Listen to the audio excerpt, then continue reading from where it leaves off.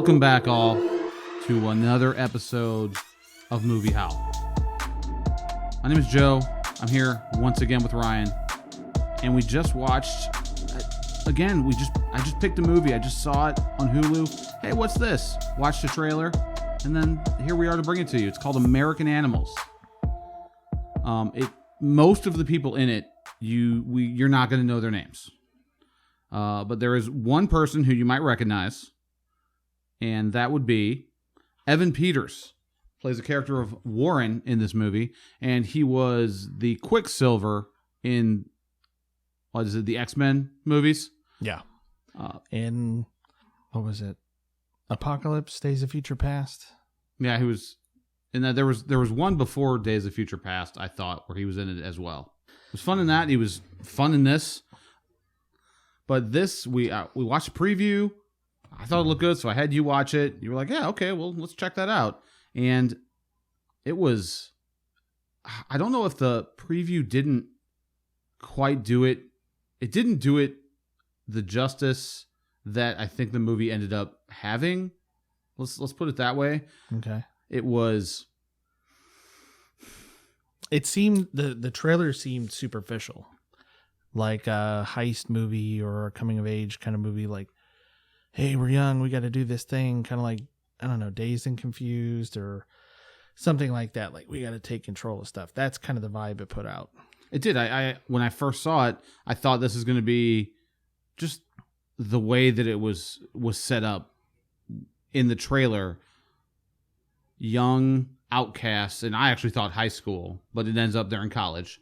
So young outcast students, picked on, that kind of thing. And then we have to come together to, make our mark on the world.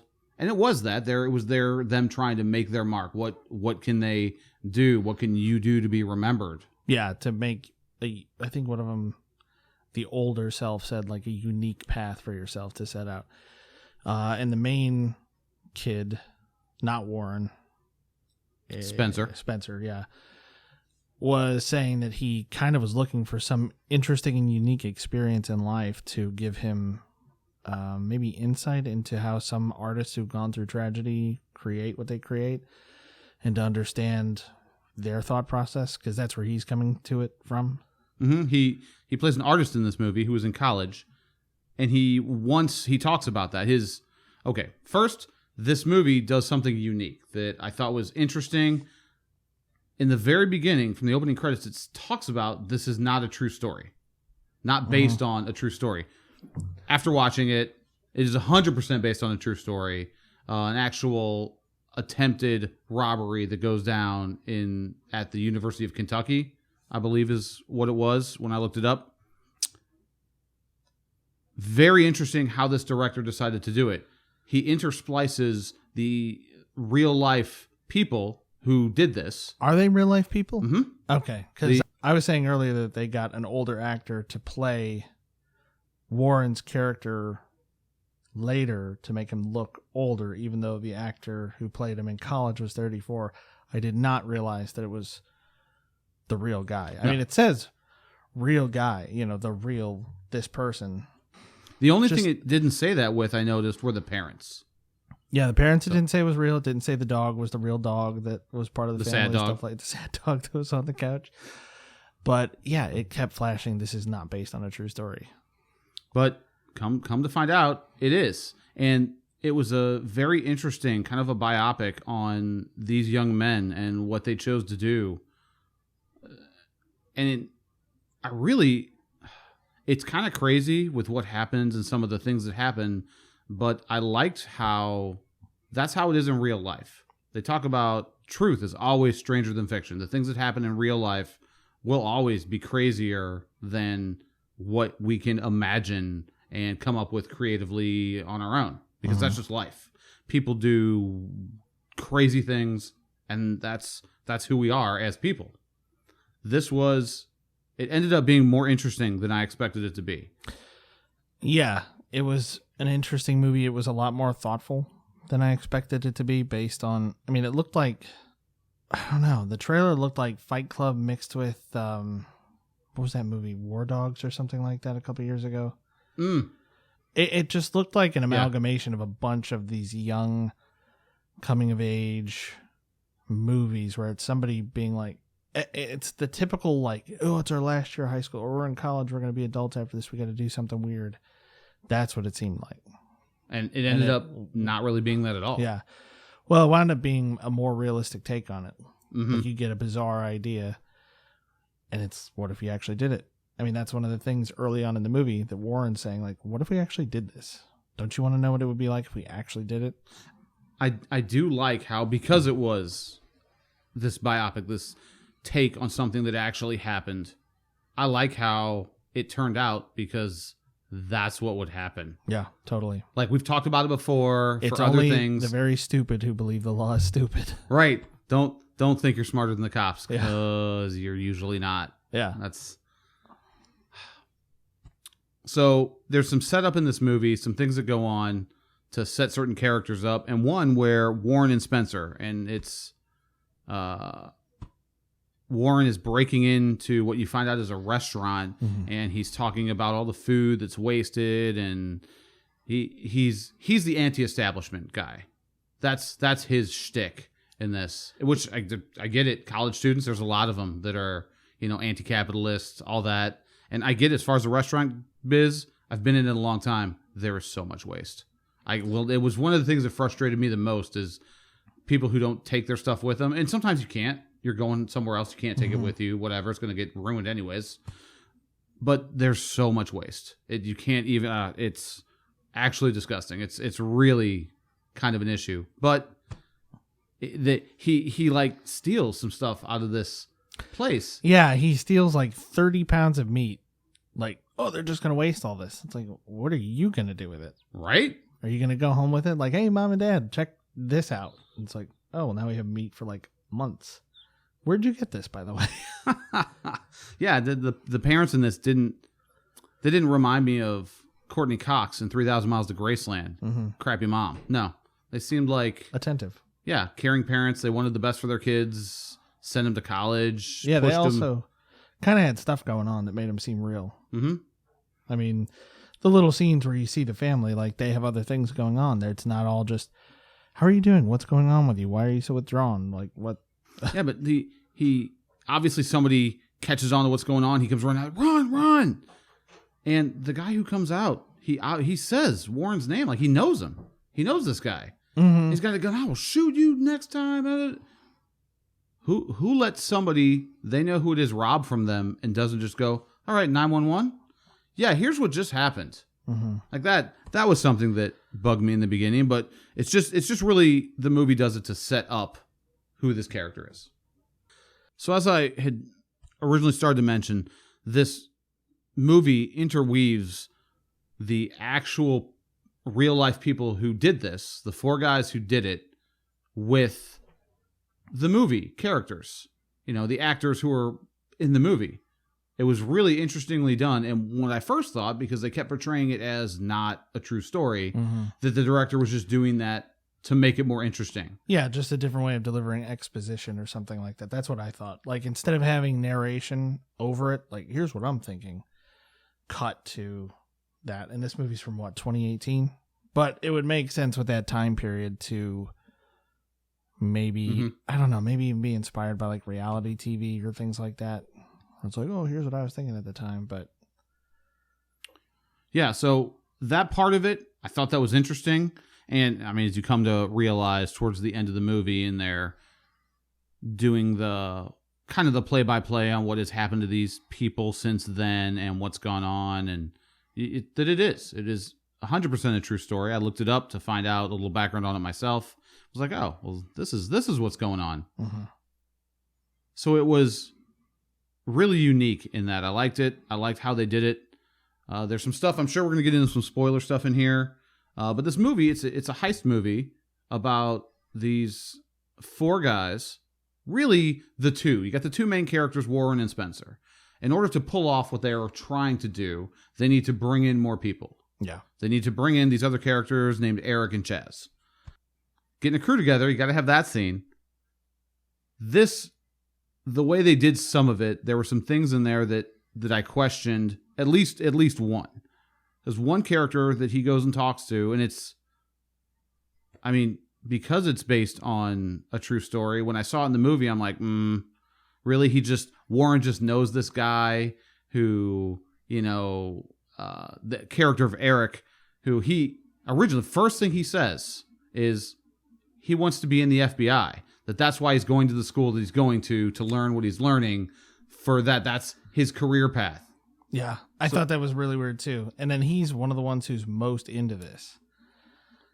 Like, he's one of the ones pushing to keep going, because when they're cutting to the real life counterparts, or at least Spencer is saying, well, I was just waiting for us to hit, this was our adventure. I was waiting to hit that insurmountable obstacle, and then we all stop and life goes back to normal. Right.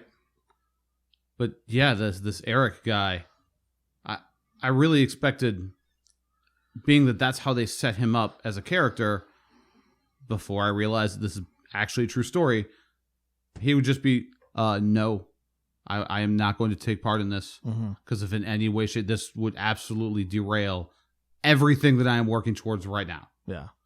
It seems like an odd choice, but that's where it comes in, truth stranger than fiction, because people make dumb choices, especially when you're young. Like, I remember talking to people at work about it just the other day, and doing things when you're young, and what some of these girls who I work with, and one talking about getting in trouble because of her smart mouth, or one getting a bunch of tattoos and piercings and things because they were young and did stuff. But you do, when you're young, you do crap, and you make mistakes. Well, should we interject here that it's on Hulu, right? That we're going to say it's a watch. Check it out if you have the time. It's not a super high energy heist movie. It's not an Ocean's 11, even though it's clearly inspired by it, some of the music choices. So we're going to do some spoilers and a little bit more detail after this. We're going to try not to ruin too much of it, but stop here if you don't want to know anything. In this case, for these four gentlemen, this mistake cost them 7 years of their life for making this decision to go and just commit a crime. You're committing a crime. Warren tried to play it out like it wasn't, like they weren't going to be the bad guys. No, crime. You're the bad guy. In everything that they did here, because it's something that actually happened, it's just young people making decisions that they shouldn't be making. Spencer talking about how just waiting for something to stop them, the wall to come up. Yeah, that we can't get past this. We can't get around it. We can't get over it. We can't get under it. That we're just stuck here. And I guess, okay, well, we did as much as we can do. Yeah, and now we're out of here. I think that's an interesting look into the psychology of somebody that age, maybe. Like that was his mindset at that time that he's recalling later. Because I can remember feeling that way. Feeling like I'm kind of on this set path. And I can do things to kind of deviate from it a little bit, but I'm going to kind of gravitate towards it again. And there's not much that you can do to stop it. But the truth is, it's like driving a car on the highway. Like, you think, like, oh, I'm driving in the lines because of the lines. But it's you. You know what I mean? Yeah, like, absolutely. There's nothing stopping you from just, like, going off the road or whatever. Like, the little lines are just guides there. Like, this is where you should be. But you can totally do whatever you want. Or it's like going straight across a parking lot, not following the lanes in the parking lot, and going straight across it. Why? Because I can. Yeah. Like, there's nothing to stop you from doing that. Yeah, and they're waiting. Essentially, they're driving a car, and they're saying, well, what would happen if we just drove across all these lanes? And they're thinking the lanes are going to stop us, not realizing that's not how life works. The guidelines do not stop you. They tell you where you're supposed to be, and you will naturally kind of want to follow them. But if you decide to push against them, you're going off the road. Yep. I mean, or even like there's this really old interview with Steve Jobs where they were asking him about like past experiences, formative experiences, or things that he had learned. And he said that the most important thing, or one of the most important things that he had learned, was that the world isn't set in this way. That if you kind of push against the walls, like something will give somewhere. Like this will give and this other thing will change. That you can totally influence the world around you. Like it was the realization that you're not on a set path. That you just have to go to school, get a job, get married, have kids, follow your strict little path, try not to bounce against the guardrails too much. Yeah, so I guess in that way it is a coming of age story. Yeah, it's just not a very pleasant one. Yeah, some of it as the setup, them planning this heist. We felt like the beginning half of this movie, it's about a 2-hour movie. Mm-hmm. It felt like the beginning half of this movie took a long time to get. I paused it at one point. It was like the 55-minute mark, and I looked, and I'm like, oh my gosh, there's like another hour or more, a little bit more left of this movie? That seems like a lot. Yeah. The second half went much faster. It did, and you knew things weren't going to go well, because by the time the heist was actually happening, there was only 20, 25 minutes left. It's like, oh, there's not a really happy getaway after this. No, it's just happening now. There's things that go on when the planning stuff, and that's fun, but part of this planning is Warren knows, he knows some guys where he got a fake ID from, and he goes to check them out. And they set him on a path, talk to some guys to find a fence to take care of these books. One of the things that came up that I thought was, I'm just going to chalk it up to the internet, because what else? I never really discussed it. But when Spencer is walked into this library, into this exclusive section that has these unique books in it that they're eventually going to try and steal, the librarian who's talking about it, one of the students asks, well, how much is this book worth? And she specifically says, we don't discuss that. I'm not going to discuss it with you. And then the very next scene, $12 million. Like, they immediately go from, I'm not going to say how much it's worth, to, and apparently, I guess I figured out through the rest of this, that wasn't just the one book, that we're talking about a list of collection, books. Yeah. I thought it was the fence that told them that it was worth around $12 million. They hadn't come anywhere near that. They hadn't even contacted the fence at that point. It was right. I did after like that. They were like, "How much are these worth?" And she's like, "Oh, we don't talk about that, but it is the most valuable book in the world, in or the world. The U.S. or something either in the U.S. or the world. Like it's the most valuable book. It's like, how much was that car? Well, I'm not going to talk about what it costs, but about 16 times the average person's annual salary. Let's just say that. It's like a humble brag from a librarian, right? They do prep for their heist by watching heist movies. They got Thomas Crown Affair. It's ridiculous. It's literally ridiculous that this is what they're going to do to try and prep for this. And while they're talking out their plan, it's playing music used in the Ocean's movies. Mm-hmm. And it's very much styled in that way. And then they stop. And they're like, no, that wouldn't work. They have the guy who wants to be in the FBI. They're telling them why their plan's not going to work. Yeah, as soon as they pull up at nighttime, well, you can't go in at night. Well, why not? Because nighttime is when there's not supposed to be anybody in the building. Yeah, when the alarms are on and there's guards and there's all this stuff. Which, another thing I thought was odd, this was not like your neighborhood public library. Right. This was library. Huge library. I'm not a big university guy, but I'm just going to go out on a limb and say a library that size and caliber, you're going to have some everyday security guards. They're going to have security guards. Like we have, certain libraries in our area, they have just St. Louis County cops who just sit there all day, every day. Yeah, my uncle, who grew up in New York, talked about having to go and find a specific book when he was in college that was out of print. There were only so many copies in existence, and he had to go to this specific library, and he went into a locked room, went in, they locked the door behind him, a guard comes in, an armed guard comes in with the book, sits down across from him at the table, puts it down, here, you're allowed to read it as much as you want, and take notes, and I'm going to sit here with you. Yeah, that seems like a more reasonable way to go about this. Yeah. Warren's whole thought, his whole push for this is, well, it's just guarded by one little librarian. Mm-hmm. Well, first of all, there's never one librarian in any library I've ever been in ever. There's never just one. just, okay, it's just one librarian who's working the whole... No, there's always more than one. And this is a huge library, huge university so there's always more than one librarian. Yeah, the library at my university had 2 or 3 like real librarians, and then a whole staff of students that worked there, like just carting books around or right, keeping things tidy, doing basic clerical stuff, checking stuff in, checking stuff out. Right, like it's still, I mean, I know it's a library, it's still a business. It still has parts that need to be taken care of, like any other business. So them prepping for this, some of it was comical, the things that they did. And there was, funny things that went on. There was real things that went on.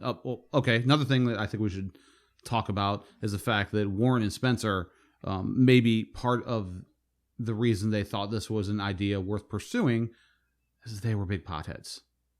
They didn't hide it in the movie. They were always smoking pot, which, whatever, no big deal. But maybe not the best time to decide to make a huge life-altering path change. Right, to become criminal masterminds, shall we say. We're gonna steal these $12 million worth of books, and we're gonna fence them, and we're gonna go sail off in the sunset like at the end of Shawshank Redemption in the Caribbean. No. There's a scene where Warren and Spencer are talking. Spencer's at work at the grocery store, just doing grocery store stocking stuff. And he talks to him about this, like, no, that's not how this ends. Yeah. They were in prison for 20 years. Don't you want to know what it's going to feel like after we do this? And he goes, you mean what it's like to be in prison? No, not really. Yeah, like, no, I don't. That's why people don't do this stuff. Because I think inherently, most of us realize it's not about being smarter than a single cop. I mean, I might be smarter than 50 patrolmen who are out there, but you're up against an entire police force, detectives, the FBI, like people who've gone to school to learn how to catch your dumb ass. Like the arrogance of them to think that they're just going to, Warren specifically, to just think they're going to get away with it. And Eric kind of in the beginning was like, well, you guys are morons and you're going to get caught. Yeah, they're writing everything down. They're like, what are you doing? Oh, I'm taking notes. This is good stuff. No, this is, you can't do this. And somehow it's, as I said, the real life thing, he somehow comes on board with it. He did mention that his real self mentioned in the movie when Warren goes to get Eric on the team, they had a falling out like 3 months prior. And he wanted to rekindle the friendship more than actually be a part of any heist. Yeah. I forgot that, actually. That's a really important friendship then. Right? If you and I stop talking, you're like, bro, it's been a long time. Let's hang out, rob a bank, see how things... And I'd be like, whoa. You have a very particular set of skills, and I need them, bro. Come on. I'll be like, what? You need somebody who can speed run Super Mario World in like an hour? Why would you? How's that going to help? One of the things that happens in this movie that the director did that I thought was interesting is how the details of what happens, certain events that go down, change based on who's remembering it, who's recounting that particular incident. And that was an interesting thing because that's the way it would be in real life, that one person remembers it one way and one person remembers it slightly differently. Like, oh yeah, when he told me about this, it was cold and we were outside at some party. But the one and that was Warren recounting something. And then Spencer's like, no, that time we were sitting in a car when I was telling him about it and it was cold. So like the being cold, that was the same. But where all of the rest of it was happening. And during that scene, they brought the real Warren to sit in the car with Evan Peters' character of Warren and have a little conversation about, is this the way he remembers it? Well, I guess if this is the way he remembers it, we're just going to go with it. Yeah. And I kind of thought he was going to do that more, but it didn't. It only happened, I think, that one time. There were 3. There are 3 times where they like remembered it in a different way. There was, I meant the old self and the past self. Besides the driving by, there was a drive-by time when he saw him, Spencer's older self, standing in the driveway when they were on the way to the heist. But where the two, the older and younger self, interacted with each other, that was the only time that happened.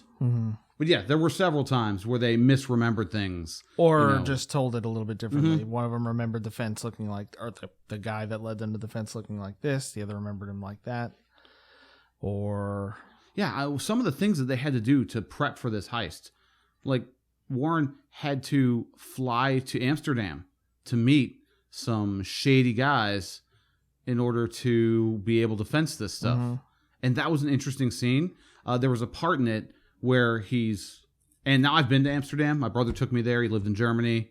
He sent me this list of all these different places that we could go and just drive to because it's all close. It's, within driving distance. And I saw Amsterdam, so I'm like, I'm picking that. It was a very unique experience, really fun, even if you're not into pot and hookers. Like, it was really neat. The architecture there is amazing. It was really fun. It was really fun to go. But there was one scene when he was looking through, and he goes into some bar, and there's just like some villagers looking kind of people just sitting there living their lives. Yeah, and they didn't look like tourists, right? Like they were homelanders. Yeah, like this is my hangout. But it reminded me of a bar that my brother took me to in Germany, and he wanted to take me there because it served some sort of goulash. That's what he called it, but it was just like this red, spicy-ish broth with like chunks of beef in it. It was delicious. It was super good. But I saw that place, and it just took me back to that in being in Europe and that being the case. And so Warren goes to meet the fence guys, and one of them, he's a character you've seen as bad guys in several different movies. His name is Udo Kier. He plays Mr. Vanderhawk. He's talking to him and this other guy, and it's one of those, he's very out of his element. He's trying to act like he plays with the big dogs. Yeah. He does not run with the big dogs at all. And they, as soon as they look at him, they can see through this paper-thin veneer that he is trying to put on. They're like, you're representing who? Is that your father? He ends up saying it's my sister or my dad's sister's husband, so it's technically my uncle. Like it. But then you come to find out towards the end of the movie that might not have even happened. Yeah. That Spencer drops him off to, all right, later at the, international departures, and drives off, and he walks and then turns immediately back around and hails a cab and he doesn't do any of that.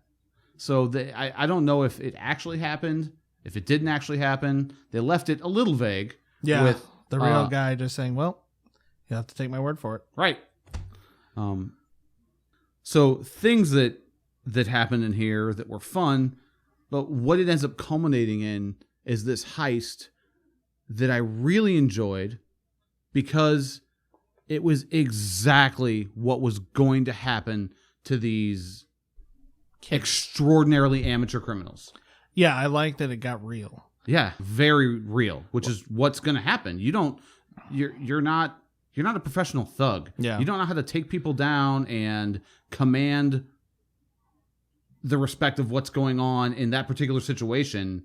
You're kind of in shock yourself of what am I doing? What's going on? Yeah, they're going to tase her. She's going to faint. They're going to really quickly and smoothly, almost like a choreographed dance.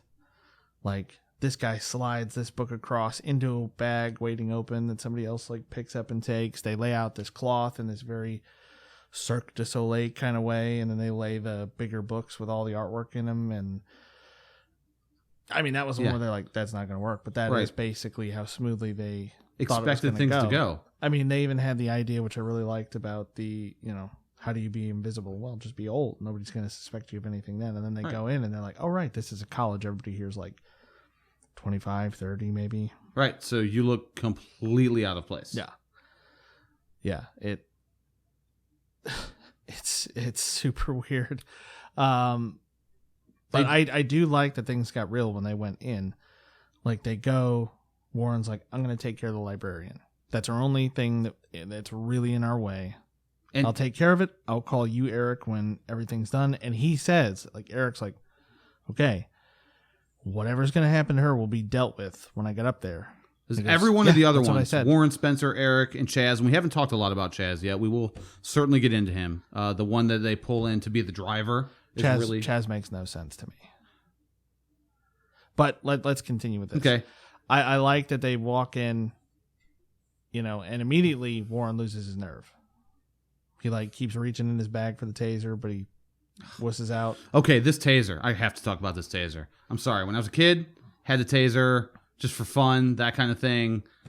This taser that they bought. Is that a thing still? When I was in high school, a lot of people had tasers just to have them. They're like, yeah, I got a taser. And then they'll do it and it makes the really loud noise. But they've never used them. Or maybe they'll tase themselves. Yeah. I knew a guy who would tase himself. Mm-hmm. But it's like, that was just a thing. And it's like, oh. It might still be a thing. I don't want to ever have to be this close to somebody who's trying to attack me. I'm just going to run, I think. But this taser they buy, he's talking to the gun store guy, I guess, whatever, about, I'm getting this for my mom. I want to make sure. Yeah, he's wearing these super suspicious aviator glasses, the don't recognize me glasses.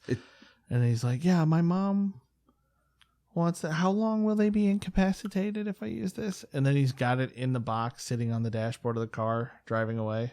It's the thing they show as the realness is going down when they're trying to do the heist. And there's this, you said it looked like a voltage tester, and it really did. It was like a pen. It taser. looked like what I used to use to check light bulbs for a Christmas tree, like string lights. I mean, if you want to do this and you want to put somebody down so that that they're down. Mm-hmm. I remember going here in St. Louis. I don't think it's a thing anymore, but right by the St. Charles Rock Road metro station was something called the Frizen Flea Market.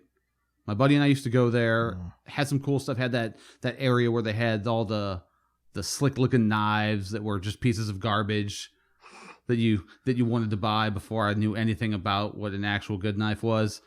But he had a cattle prod taser, big thing. At one time, somebody asked him about it, and so he picked it up and he cracked it.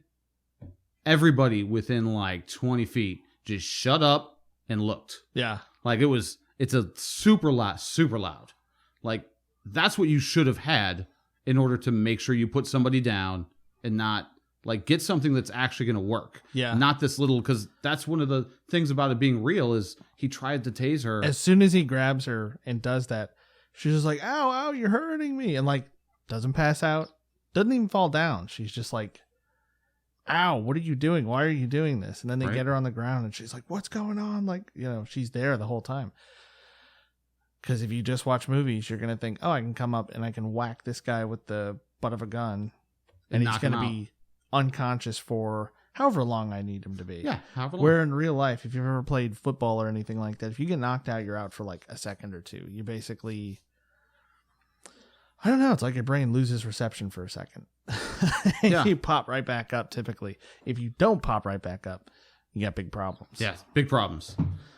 So I never really, that whole plan, it just seems super real. It seems like something you would do if you're in college and you have no idea what you're doing and you're trying to plan a heist based off watching a bunch of heist movies. Right? They thought this was going to work.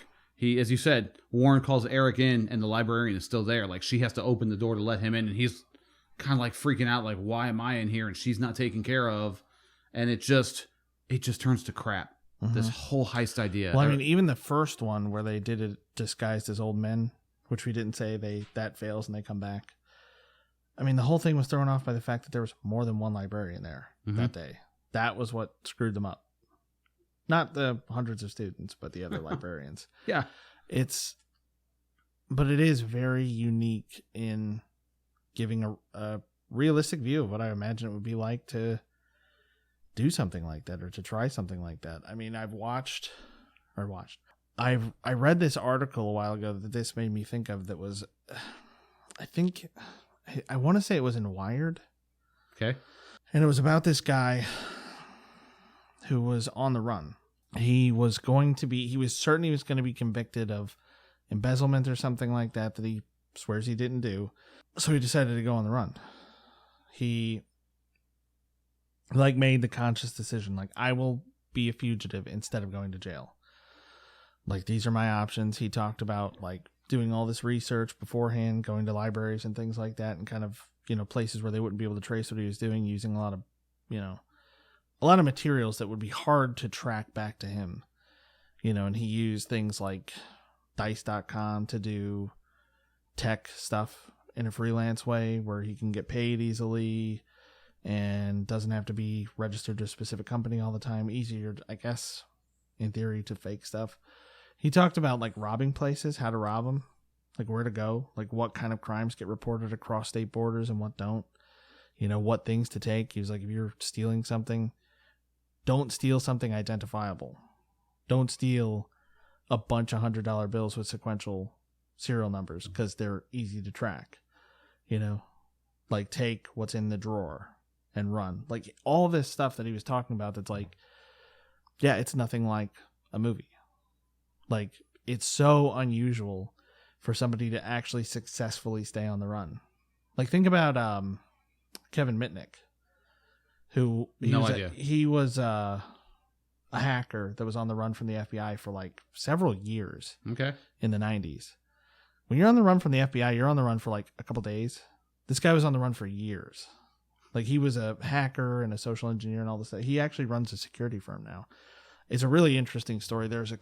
He's written a couple books. But yeah, a lot of that stuff, it's like, no, it's not like the movies at all. Like his books about hacking and things like that it's not really like anything. It's not like the movie Hackers. Correct. No, you're right. This movie did a fantastic job at showing you how you're going to get screwed up if you think it's like a movie. Yeah. Like this is the real life version of if you think you can pull something off like this is what actually happens. They're doing so many things in this that you're just going to get caught. Mm-hmm. Like they don't shut down any cameras. And so they go in there the second time with no disguises. So it's just them. It's just their faces. At one point, when they start to get this librarian in there tied up, which I think that as soon as you tie somebody up, that's a whole nother charge, which they didn't bring up, but I 100% think that's a whole nother charge. It's like that turns into kidnapping or something that's more than just. I'm sure it's much, much worse. It's not good. It's not better. But going in, like if you're going to rob a bank, going in and handing them a note, like put the money in the bag, is a lot different than physically taking that person and restraining them. Yeah. Like to do that to another human being. Like I've always thought that, I mean, you can talk about it in self-defense or whatever, but I think if you take another person's life, like you literally, it's not hunting, it's not an animal that you're going to eat, whatever. You take a person's life, it will change you. Mm-hmm.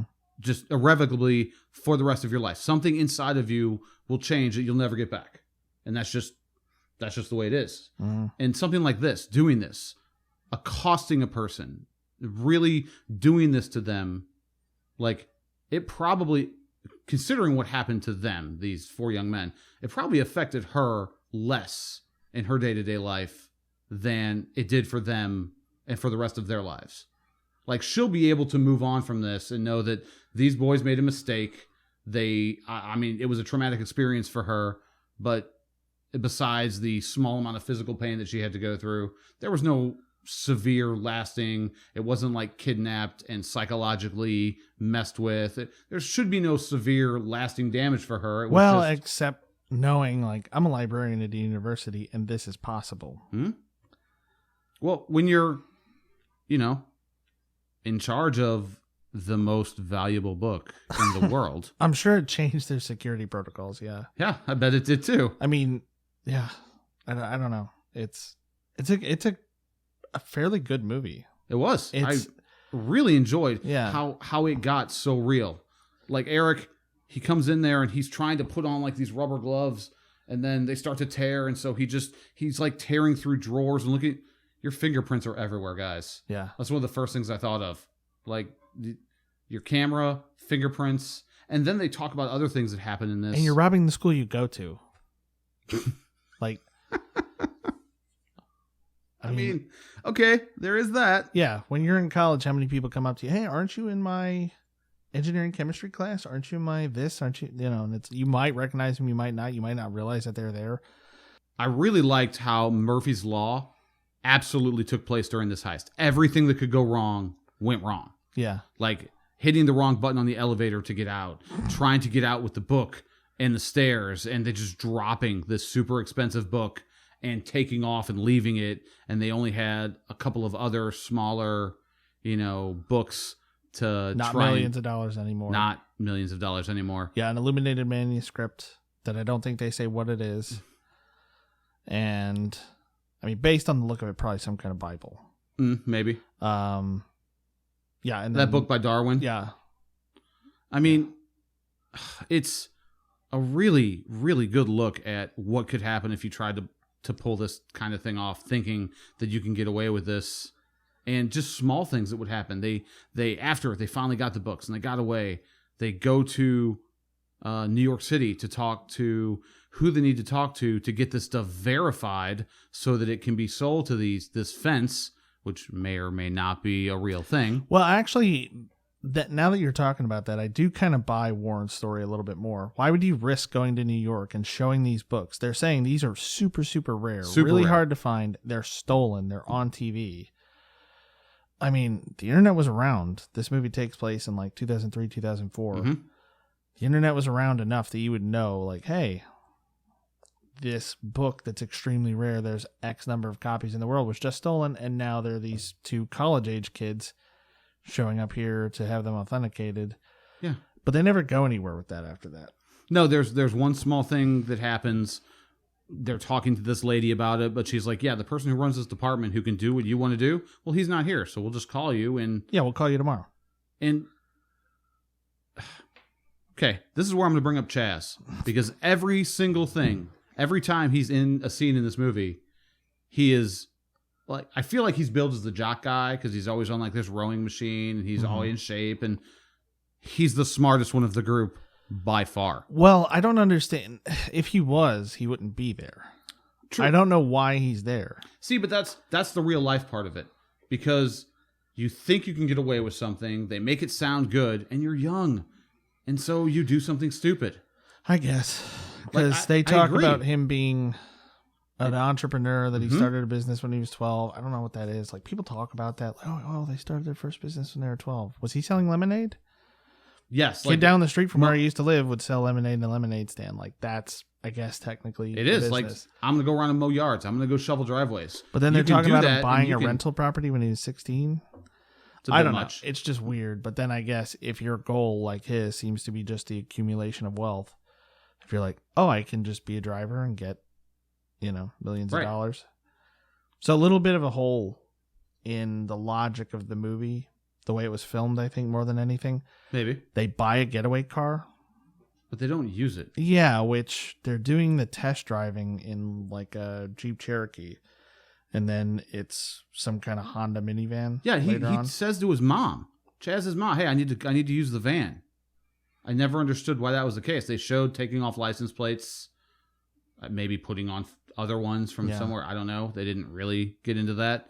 But he specifically says to his mom, I need to use the van. I thought you guys spent money to buy a vehicle car, with a fake ID in order to have a getaway vehicle. But maybe that's not what they did in real life, that he actually used his mom's van. It was a gray mini. Who knows why they made that decision. But every single point in this, and as soon as they talk to him about it, he's like, you guys are dumb and you're going to get caught. Yeah. And he was right. Yep. Yeah. As soon as he's like, so you gave him the number for the hotel. He's like, oh, I gave them great value, Ezra Miller. Oh, you mean homeless and on drugs, Ezra Miller? Yeah. He looked. That would be Spencer. Yeah. He looked like a stoned Ezra Miller the whole time. He did. I mean, I know that's his character, but that's all I could think of. Like, I mean, the actor does resemble. Yes, he does. But if the Flash got kicked out of the Justice League and started doing weed all the time, this is what he would look like. Anyway, yeah, he's like, no, I gave him my cell phone. He's like, oh, let me call your cell phone. And then the voice was like, hey, what's up? Leave it. Something like that. Like something you would have. Yeah. Like I think about my message. Yeah. My message I used to put voicemail messages that were specifically intended to confuse somebody into not leaving me a message. And it's exactly that kind of thing. Like, it's just a message that you would never want an employer to hear.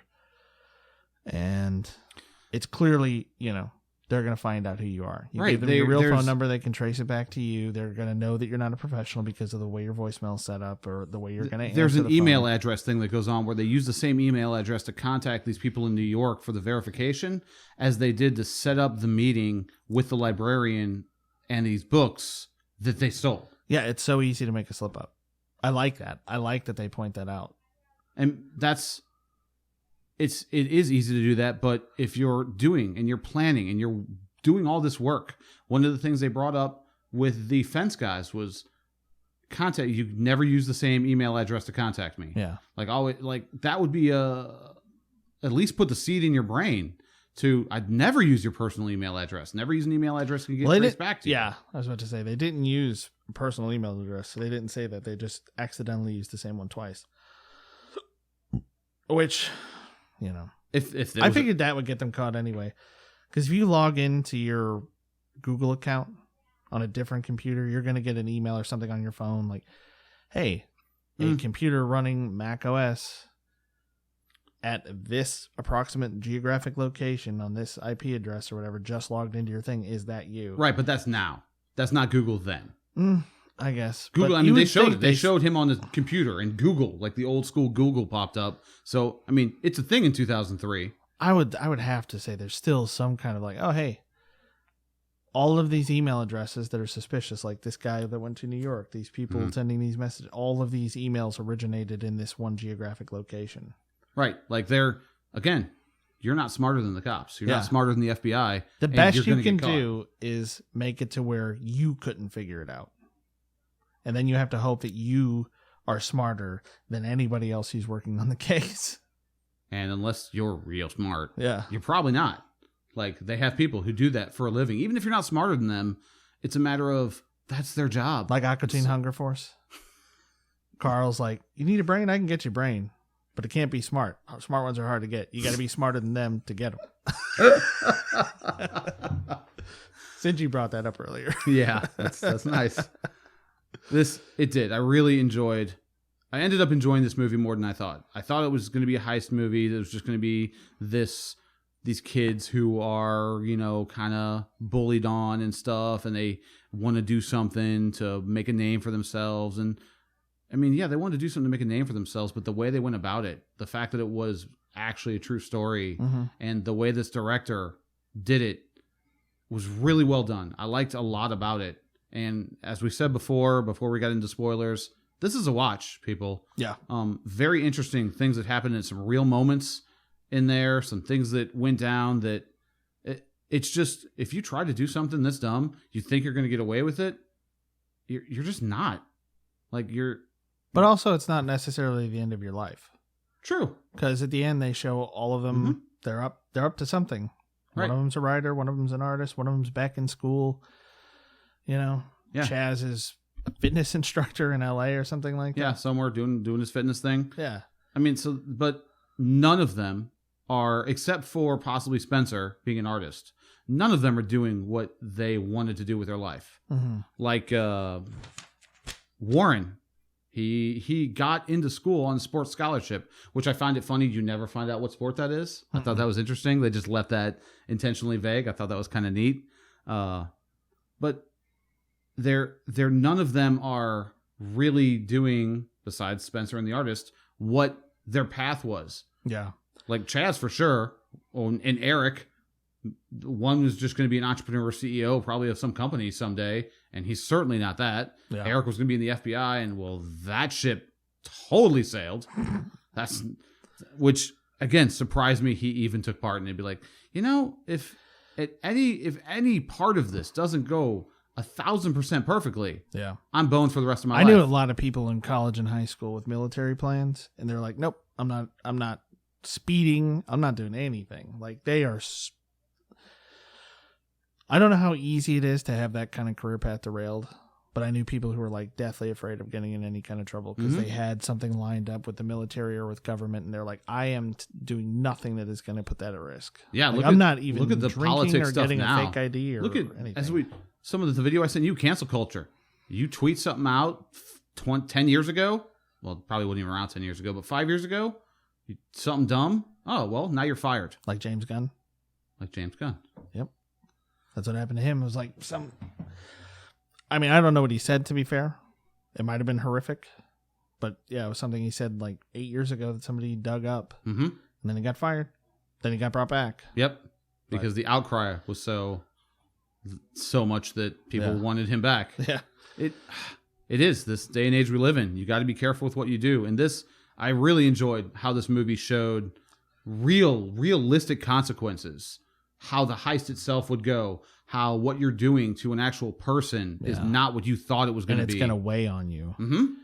Not even doing anything, like you said, that's going to be lasting and damaging. But you see Warren, while he's just sitting there trying to talk to his dad, he's having these flashes of what he did to this woman, how he terrified her. Right. And Eric as well. Like they're just sitting in his college dorm room and just, you can tell he's kind of like a broken man because he did something that he never would have considered something he could do. Yeah.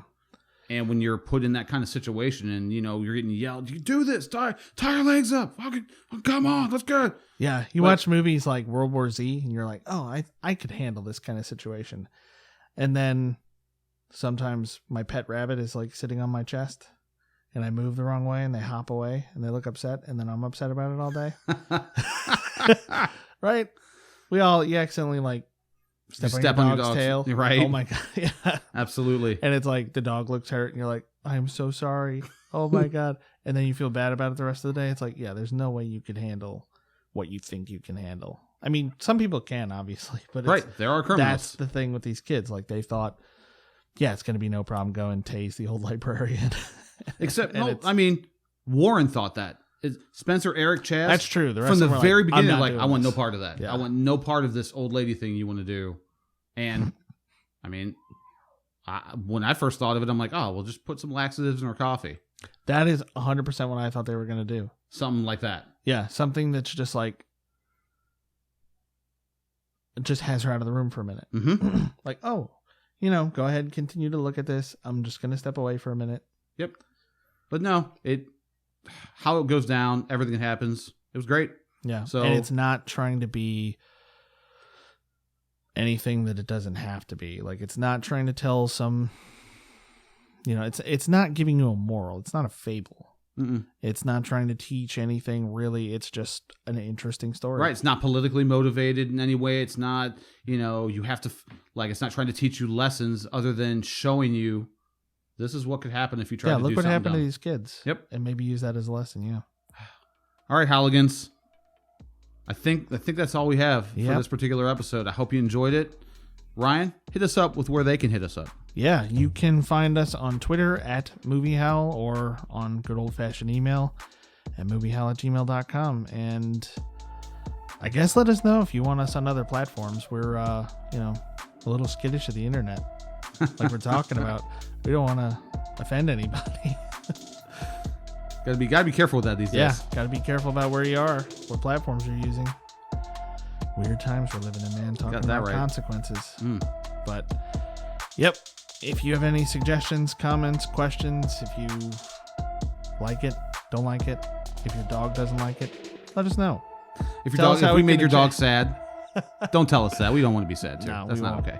That'll ruin our day. Don't ruin our day. Come on, people. But until next time, I'm Ryan. I'm Joe. And that's all we've got. That's all we've got.